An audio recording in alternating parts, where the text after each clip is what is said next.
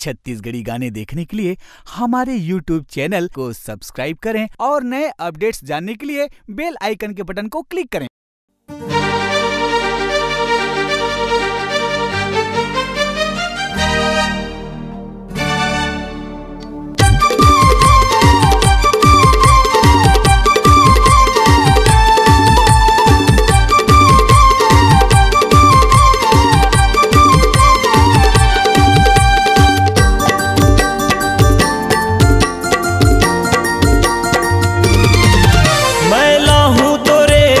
झुमका मैं लाहूं तोरे बर झुमका तहमान जाना रे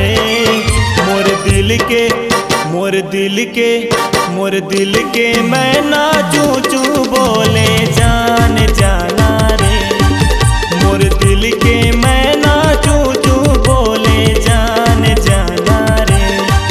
मैं लाहूं तोरे बर झुमका मैं लाहूं तोरे बर झुमका तहमान जाना रे मोर दिल के मैं ना चूचू बोले जान जाना रे मोर दिल के मैं ना चूचू बोले जान जाना रे।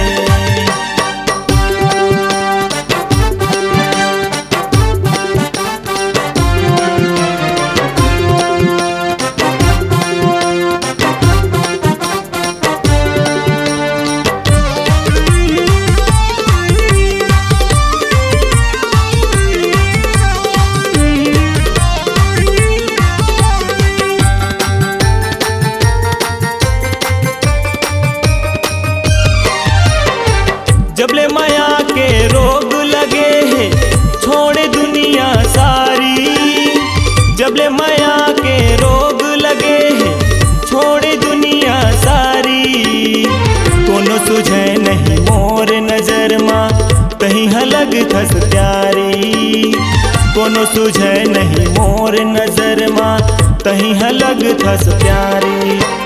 तोरे बदन के फूल खिलत है तोरे बदन के फूल खिलत है जान जाना रे मोर दिल के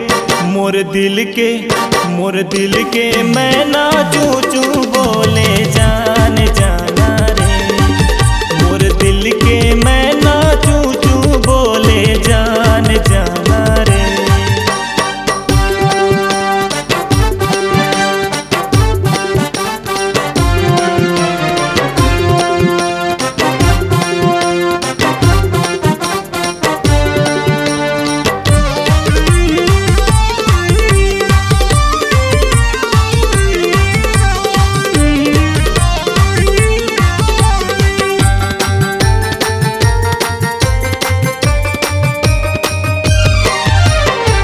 डर नहीं मोला कोनो फिकर के सुन ले वो संगवारी डर नहीं मोला कोनो फिकर के सुन ले वो संगवारी।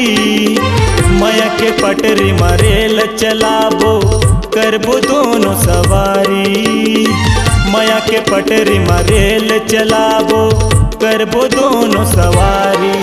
मैं लाहूं तोरे बर झुमका मैं लाहूं तोरे बर झुमका तहमान जाना रे मोर दिल